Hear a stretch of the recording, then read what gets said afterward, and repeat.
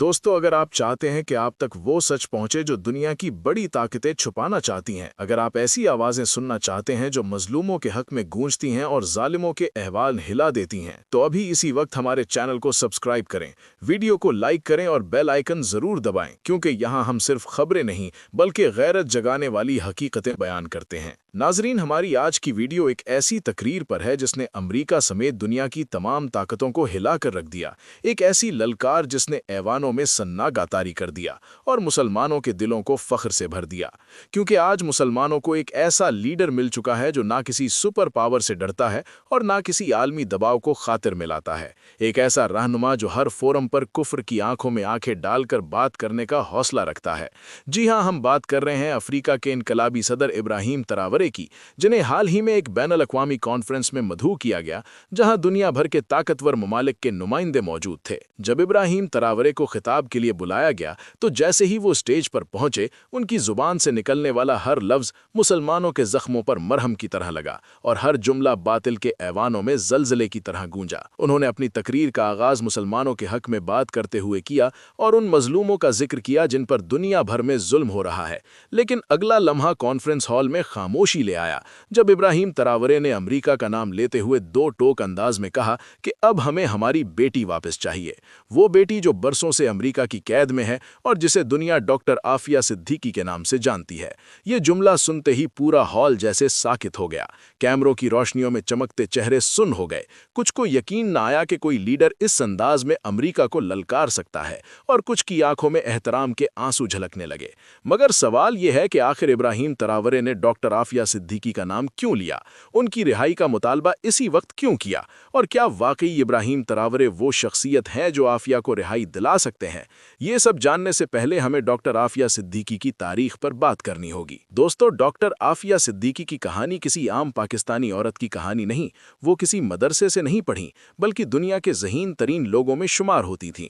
उन्होंने अमेरिका की मशहूर तरीन university Massachusetts institute of technology यानी MIT से न्यूरो साइंस में डिग्री हासिल की और फिर इसी मजमून में PhD मुकम्मल की। ये वो यूनिवर्सिटी है जहां दुनिया के काबिल तरीन दिमाग तालीम हासिल करते हैं। उनकी बहन डॉक्टर फौजिया सिद्दीकी भी हार्वर्ड यूनिवर्सिटी से पढ़ी हुई हैं।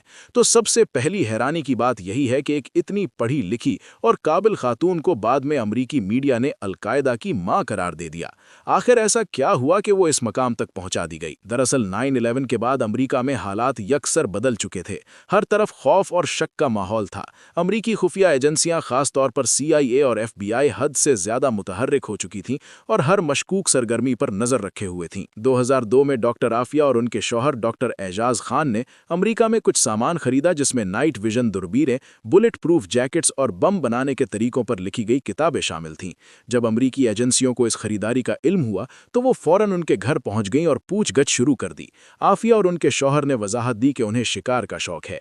एजेंसियों ने उन्हें खबरदार किया कि वो उनकी निगरानी में रहेंगे। ये एक बड़ा रेड फ्लैग था। इसके बाद डॉक्टर आफिया अपने बच्चों के साथ पाकिस्तान वापस आ गईं। कुछ अरसा बाद वो दोबारा अमेरिका गईं और वहां एक और ऐसा कदम उठाया जिसने शकूक को मजीद गहरा कर दिया। उन्होंने एक ऐसे शख्स के नाम पर पोस्टल बॉक्स खुलवाया जो अलकायदा का रुकन था। इसी दौरान उनकी जाती जिंदगी में भी शदीद उतार चढ़ाव आया। उन्होंने अपने शौहर को तलाक दे दी और कुछ अरसे बाद उन पर खालिद शेख मोहम्मद के भतीजे से शादी का इल्जाम लगा, जिसकी मुख्तलिफ सहाफ़ियों ने मुख्तलिफ अंदाज में रिपोर्टिंग की। इसके बाद 2003 से 2008 तक के 5 साल डॉक्टर आफिया की जिंदगी के सबसे पुरस्कार और तकलीफदेह साल बन गए। एक तरफ कहा गया कि वो रोपूश रहीं और दूसरी तरफ ये मशहूर हुआ कि उन्हें बच्चों समेत अगवा करके अफगानिस्तान की बदनामज़ादा बगराम जेल में रखा गया, जहां उन पर बदतरीन तशद्दुद हुआ। बाद में 2008 में उन्हें गजनी से गिरफ्तार किया गया। इल्ज़ाम ये लगाया गया कि उन्होंने अमरीकी फौजियों पर फायरिंग की, हालांकि इस फायरिंग से कोई अमरीकी जख्मी नहीं हुआ। इसके बावजूद उन्हें अमरीका मुंतकिल करके मुकदमा चलाया गया और 86 साल कैद की सजा सुना दी गई। ये सजा आज भी दुनिया भर में नाइंसाफी की मिसाल समझी जाती है। नाजरीन, ऐसे वक्त में जब बड़े बड़े मुस्लिम हुक्मरान खामोश रहे, एक नौजवान अफ्रीकी सदर इब्राहिम तरावरे उठा और उसने अमरीका को खुलेआम ललकारा। उसकी आवाज़ सिर्फ एक तकरीर नहीं बल्कि एक रियासती मौक़िफ़ थी।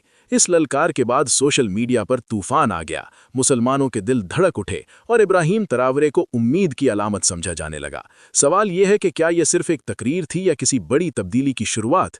ये फैसला अब उम्मत को करना है कि वो खामोश तमाशबीन बनी रहे या अपनी बेटी के लिए आवाज़ बुलंद करे। दोस्तों, अगर आप भी समझते हैं कि डॉक्टर आफिया सिद्दीकी सिर्फ एक कैदी नहीं बल्कि उम्मत की बेटी है, अगर आप भी चाहते हैं कि हक की आवाज़ जिंदा रहे, तो वीडियो को लाइक करें, कमेंट में अपनी राय दें और हमारे चैनल को सब्सक्राइब जरूर करें ताकि ऐसी मजीद गैरत जगाने वाली वीडियोस आप तक पहुंचती रहें।